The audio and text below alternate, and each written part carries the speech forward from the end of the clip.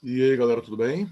Estamos aqui então para finalizar a sequência de provas corrigidas da Pontifícia Universidade Católica. Vamos à prova de 2016 Inverno, que imediatamente eu já estou compartilhando com vocês agora aqui. Essa prova, se vocês não estão encontrando no site da PUC, se tiver qualquer problema, ela também está no livro 1, Prática de Provas, que tu encontra lá no site, no Buscar. Características dessas provas da PUC aqui, que é o que mais deve aparecer agora em dezembro, são 10 questões, com uma distribuição bastante homogênea entre texto, alguma coisa de vocabulário, e, invariavelmente, nexos, pontuação. E nessa prova, curiosamente, não caíram tempos verbais, mas caiu o paralelismo, e ressaltando duas questões de pontuação, correto? Vamos começar então com a primeira, já que está do nosso lado, questão 21, que é uma questão de interpretação, mas que usa algum recurso de paralelismo das expressões no texto, semanticamente falando, né? Então, o gabarito aí vai da letra A, a primeira vai estar correta, mais intenso está para frenética, assim como tirar um tempinho está para parada. Tipo assim, ó, entre si, mais intenso e frenético são sinônimos. Como tirar um tempinho e uma parada são também sinônimos, correto? Inclusive, se for observar mais um pouquinho, os primeiros cultos, intenso e. Ah, não, o segundo é coloquial, tirar um tempinho. E frenético é coloquial também, parada é coloquial. É, realmente são. Só mais intenso seria culto, mas não tem diferença no quesito sentido, tá?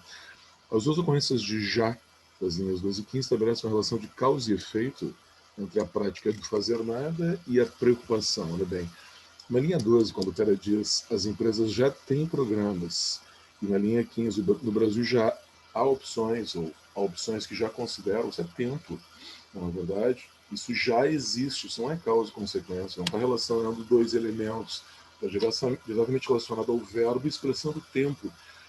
Lembra que justamente a classe gramatical de já é adjunta do verbial de tempo, correto? Totalmente enganosa, número 2. E as aspas da linha 8 e 16 revelam uma posição irônica do autor. Na linha 8, freestyle, e na linha 16, o parada, não é irônica mesmo. O que ele quer dizer com o freestyle? Quer dizer que a pessoa faz do jeito que quiser.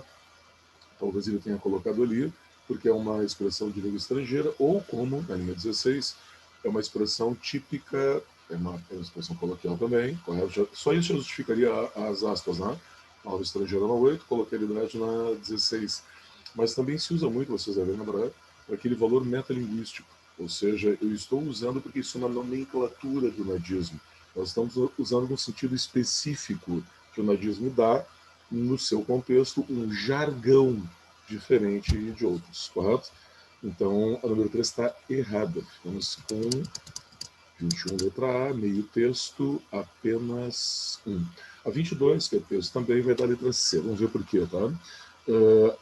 No texto, a reação do advogado da linha 35 a 39, quando ele diz ali que há 10 anos ele leu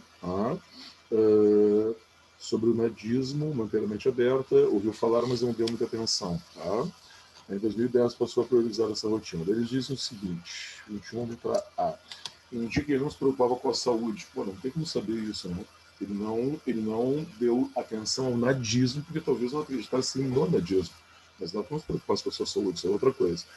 Demonstra que a sua rotina não era estressante também, não, né? Até por ter passado pelo nadismo, talvez fosse isso. Eu não posso dizer nem que sim, nem que não.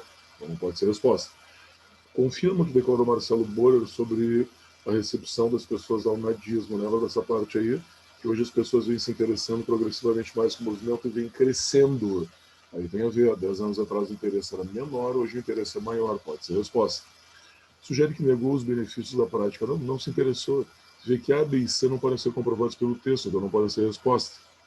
Antecipa que sua rotina seria modificada a partir de 2010, quando passou a praticar o nadismo. O texto também não informa isso, correto? Não sabemos nada sobre a rotina a partir de 2010 do cara, correto? Sabemos que hoje em dia ele tem mais interesse. Ficamos com a letra C, questão considerada fácil.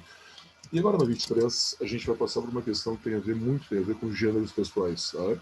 Questão na modalidade do Enem, sobretudo na primeira, na segunda, na terceira, tá? Que vai envolver o conhecimento de tipo de texto que eu tenho aqui. Qual é o texto que eu tenho aqui? Se a gente fosse classificá-la dentro do quesito gêneros textuais, isso aí o que é? Isso é um artigo, é uma notícia? Qual é o gênero? Lembra desse detalhe aí? Isso é uma reportagem, correto? Aí quando a primeira te diz, a primeira afirmação, diz que não obstante a presença de sequências narrativas, o texto é predominantemente argumentativo, não. Não, o que seria o texto argumentativo? Ele estaria te convencendo a praticar o nadismo, ou te convencendo dos benefícios, ou te convencendo que não tem benefício, te convencendo que é uma coisa de farsantes, por exemplo, correto? E aqui o que a gente tem? A gente tem uma série de depoimentos e, digamos, a detecção da presença, da existência desse movimento. Não há uma opinião do autor do texto, não há um juízo de valor sobre o nadismo. Reportagem, então não pode ser argumentativo, correto? Beleza? Ele é um misto de narrativo e um misto de depoimentos. Típica reportagem, errado primeiro. No texto apresenta o argumento de autoridade, como se comprova no quinto parágrafo. Não. Não vejam, há depoimentos, pessoas. Mas o que configura o argumento de autoridade? Não é o depoimento. Essa pessoa que dá o depoimento, ela tem que ser uma autoridade, um especialista em nadismo. Aí nós teremos o argumento de autoridade, ou, por exemplo, em educação física, ou, por exemplo, em saúde, ou, por exemplo, médico. Tem que ser uma autoridade em saúde. Mas nós temos pessoas comuns, usuárias do nadismo. Isso não é argumento de autoridade, falso também. Os depoimentos pertencem a pessoas que se envolveram de forma diferente com o nadismo, claro, não. Uma delas é um empresário do nadismo, é um cara que explora o movimento. E outros são usuários da prática do nadismo, correto? Consumidores e usuários, poderia dizer assim. Então, verdadeiro é o último. Por enquanto nós estamos, vocês acompanharam, falso e verdadeiro. Então vai da letra A. E a última. O emprego do discurso direto confere maior veracidade às ideias apresentadas nos parágrafos. Essa aí é outra característica da reportagem. Tu toma o depoimento com o objetivo de as pessoas confirmarem por si, muito mais do que tu, autor do texto, as pessoas envolvidas no fato confirmam a veracidade do fato. É como uma reportagem policial ou qualquer outra assim. Tu vai lá e toma o depoimento para que a pessoa diga não realmente aconteceu, não realmente eu vi, não realmente eu não vi. Beleza? Vamos com a letra A nessa 23. Agora chegamos, pessoal, numa questão muito típica da prova da PUC, super preferencial. A PUC adora esse tipo de questão, que é paralelismo, correto? Nosso módulo 4, saudoso e sempre presente paralelismo. Nós temos 4 opções e eu vou fazer tu te ligar numa, tá? Eu vou direto na 2. E isso é uma coisa que tu tem que lembrar. A 2 é a única que não vai exigir o conhecimento de paralelismo. O que a 2 exige? Concordância. Não é? Onde eu digo, pessoal, há opções com verbo haver no singular, significando opções, significando existir, perdão. Se ele fosse substituído por existir, a alternativa que ele me dá seria existe opções ou existem opções? Lembra disso? Concordância com o sujeito posposto eterno, problema de redação também, no que diz respeito à concordância.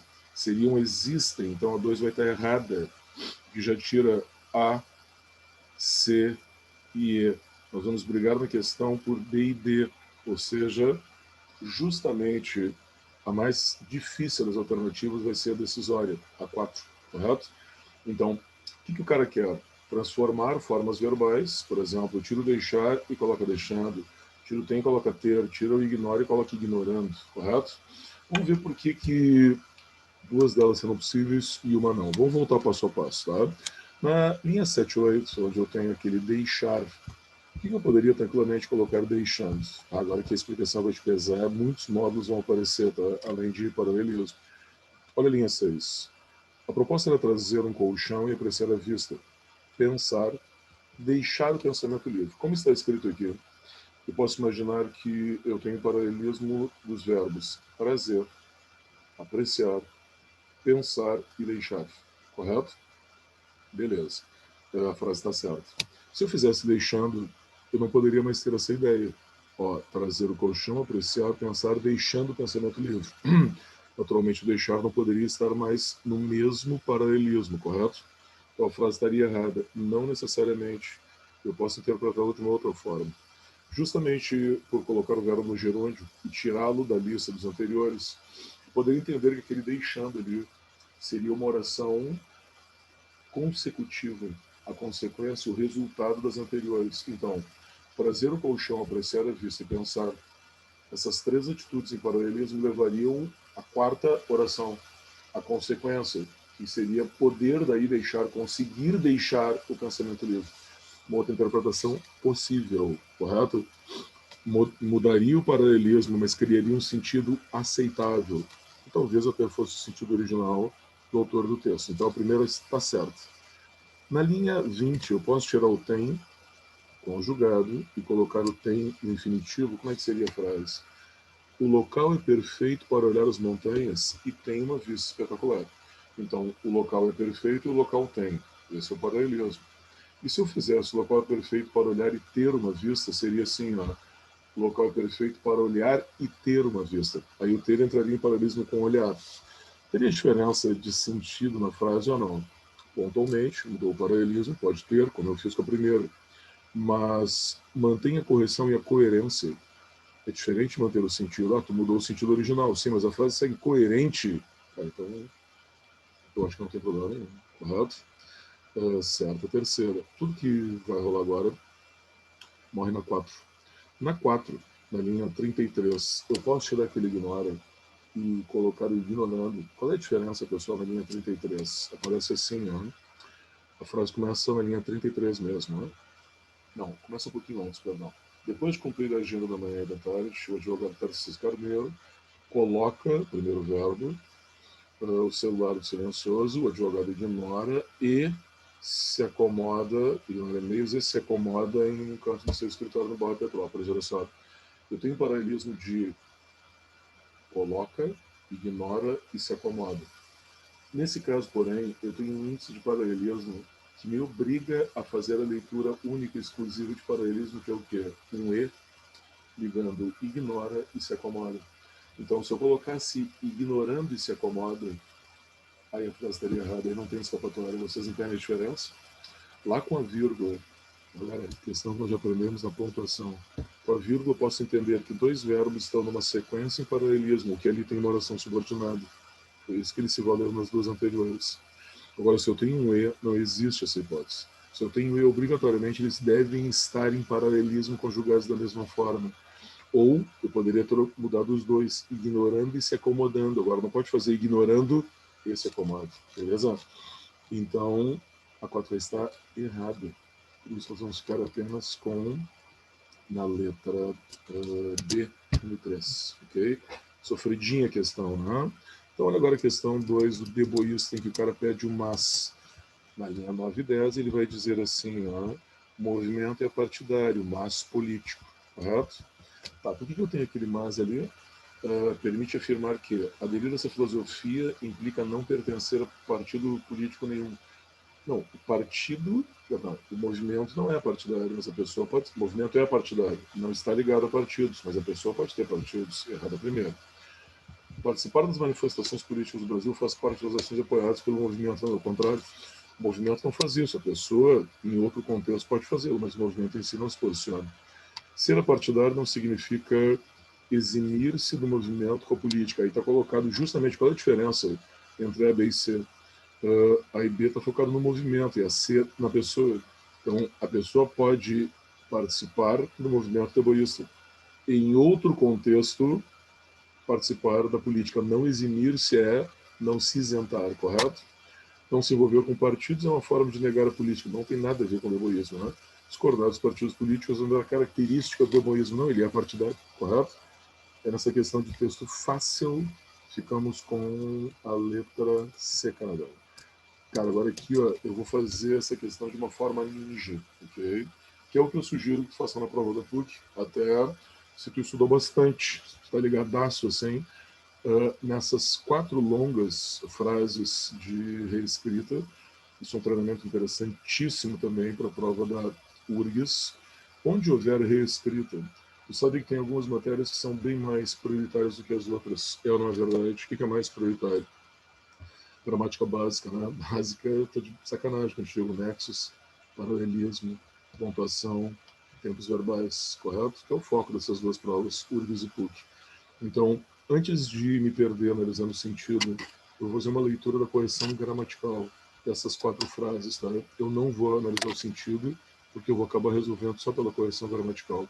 Por exemplo, na frase 2, vocês notaram que tem um erro clássico, erro de redação. de um adjunto adverbial intercalado no qual faltou uma vírgula. Seria assim, ó, é natural que a Maria passe, vírgula, automaticamente vírgula. Ou tu coloca as duas vírgulas automaticamente, porque eles estão intercalados, ou tu não coloca nenhuma pontuação, até opcional. Quantas vezes nós temos isso nas aulas de pontuação? Não é um problema que ela seja opcional, mas ela deve ser coerente, correto? Coerente. Ou tu bota o parágrafo e não coloca nenhum, então a 2 está errada. Eu não posso jamais aceitar, uma das dicas lá do módulo 14, né? Se uma afirmação estiver gramaticalmente errada, nós não precisamos sequer analisar o sentido, e aqui está gramaticalmente errado, beleza? Descarta 2. E depois, olha bem o que vai acontecer na 4. Sobre a escolha do preguiça, que é o símbolo do egoísmo, é sobre a escolha da preguiça, vírgula, que é o símbolo do egoísmo, que é uma oração adjetiva explicativa, me referindo à preguiça no geral, e não a um bicho preguiça especificamente, correto? Então a 4 tem problema de pontuação. Com essas duas análises, só vai dar a direção do dedo gordo aí, que ela faltando. Se nós matamos a 2, tá? Então nós já estaríamos exclusivamente entre B, C e D. E matando a 4 é B, correto? Cara, diminui muito o teu custo de tempo, ok? Tudo bem. Vamos na 28 e te liga, a pontuação vai voltar nessa prova daqui a pouquinho, né? Na questão 29. Olha 28. Deboísta e deboísmo são ligados, são sufixos, né? Que vão ligar sistemas, né? A doutrinas, partidarismos, tá? Ele quer o mesmo sentido do processo de derivação em 3 palavras consecutivas, tá? Então, onde é que não vai dar, por exemplo, na letra A? Heroísmo não é um sistema ou, como ele diz, uma doutrina, correto? É um substantivo comum. Na letra B, egoísmo e neologismo também não são. Fascismo, sim, percebe a diferença? Que nem budismo, não. Na letra C, daltonismo, não é o movimento do Dalton. Na letra D, calvinismo, positivismo e epicurismo fecham os 3 com essa ideia de movimento ou doutrina. E na letra E, eufemismo, o cara tá de sacanagem contigo, correto? Vamos com a letra D, Dinamarca, aquelas questões que, porra, tu tem 10 perguntas, o cara faz uma questão dessa, mas tudo bem, né? Vamos acertar. Nós chegamos no último texto, com um gênero textual diferente, né? Uma publicidade, digamos assim, né? Olha as características, né? Tem um imperativo ali no meio, pratique, interage bastante com o usuário, faz perguntas, correto? Usa bastante coloquialidades, tititi, fofoca e por diante. Então vamos ver. Eu quero alteração que não traria sentido correção aos textos. No texto 2, a linha 1, eu poderia colocar 2 pontos depois do E. Linha 1 do texto 2. Vamos ali para ver. Vamos em todas, né? A gente está com tempo. Não dá, né? Porque está justamente entre o verbo e o complemento. Mas fragmentada grosseiramente. Errada primeiro. Eu quero que não traria alterações. No texto 2, seria possível utilizar parênteses no lugar de vírgulas para isolar o trecho compreendido com 19 anos e criador. Então, linhas 2 e 4. Olha que interessante essa alteração aqui, ó. Seria assim, ó. Linhas 2 e 4. Se tu colocasse, explica Carlos Abelardo, parentes, 19 anos, estudante de ciências biológicas, natural de Goiás e criador, ao lado do namorado da página do Facebook, esse segundo parente seria, vamos certificar, seria depois de criador na linha 4. Se tu colocasse ali na linha 4, estaria faltando uma vírgula da expressão ao lado da namorada. Interessante, né? Explica Carlos Abelardo, parênteses. Aí vem um aposto e termina em criador. Coloca o parênteses do aposto ali. Mas aí falta vírgula ao lado da namorada, porque tem um adjunto verbal longo ali. Questão clássica de substituição de sinais, né? A segunda vírgula acumula funções. E se acumula funções, não pode ser troca simples. Olha a letra C. A linha 6 do texto 2, a vírgula depois de bestas poderia ser eliminada. Cara, adivinha o que tem ali na linha 6? Bestas, vírgula, que mesmo discordando de alguém, não parte para agressão. Problemas bestas os quais? Oração adjetiva explicativa. Não pode vírgula, correto? Não pode tirar a vírgula, perdão. Ela está ali obrigatoriamente, sempre altera o sentido da correção. Agora aqui no texto 3, se o ponto de interrogação, a terceira pergunta, poderia ser substituído por pontos. O que eu não posso fazer? Colegas querendo aparecer ou puxando, ou tentando puxar o seu tapete ponto, porque não tem verbo conjugado, questão de frase fragmentada de si mesmo, querendo estar no gerúndio, aparecer estar no infinitivo. Isso nunca vai ser uma frase completa, correto? E a letra E, no cartaz, poderia ser acrescentada uma vírgula depois de se estressar. Olha que interessante. Para que se estressar, vírgula? Se o que importa é o trabalho bem feito. Lembra que o que é esse para que se estressar? Oração subordinada, adverbial, final, deslocada. Eu poderia fazer assim, ó, se o que importa é o trabalho bem feito, para que se estressar? Como ela foi deslocada para esta frase, deveria ter vírgula. Não tem, porque o cartaz está numa linguagem mais coloquial. Mas se eu acrescentasse, eu não traria prejuízo, pelo contrário, eu traria correção. Ok? Vamos com o Equador nessa questão de pontuação clássica. Passamos por praticamente todas as aulas de pontuação aqui. Para finalizar, questão 30, em que nós voltamos um pouquinho ao interpretação de texto, né? Na leitura do texto 1, não há nenhum indicativo de que o criador do nadismo é gaúcho, correto? O cara não diz isso. Pode estar sendo praticado aqui, mas eu não sei se o cara é daqui. A criação dos movimentos representados nos textos 1 e 2, nadismo e deboísmo, respectivamente, decorre da falta de compreensão entre os indivíduos. Então, o cara não criou nadismo ou deboísmo porque ele não compreendia o movimento, não compreendia a importância de não fazer nada, correto? Criou porque as pessoas tivessem mais saúde, ficassem mais de boas. Os textos 1 e 3 relatam experiências pessoais da prática do nadismo e do deboísmo. Curiosamente, no texto 2 não tem a prática. O cara define o que é o deboísmo, mas ele não fala dele como praticante do deboísmo, não tem a experiência pessoal dele, correto? Por serem vinculados à internet, os três textos se assemelham quanto à composição e a finalidade. Na realidade, não, né? O primeiro texto veio da mídia, correto? Ele veio com um link tirado da internet, mas a origem dele não é a internet. E, naturalmente, a composição e a finalidade não é igual, né? Por exemplo, aqui você tem uma publicidade, primeiro lá é uma reportagem, né? Gêneros textuais, a PUC sempre belisca, né? E nos três textos, expressões características de uma variante não padrão da língua portuguesa. Claro, né? O mais difícil é o primeiro, tá? Aqui tu viu o fofoca e o mimimi no texto 3. O próprio texto 2, a origem do movimento, essa expressão de boas, tá? E lá no texto 1, é difícil uma reportagem com depoimento pessoal não ter pelo menos um elemento coloquial. Por exemplo, na linha 43, momento relax, correto? Isso é coloquial. Fechamos então com o Equador, prova morta, já era. Estamos fechando também o ciclo de questões da PUC. Vamos voltar agora em dezembro a full com o Enem, correto? Tá, pessoal. Aí, valeu. Saudade de vocês. Até a próxima correção. Como diria o cara aí, fiquem de boas. Aí, valeu.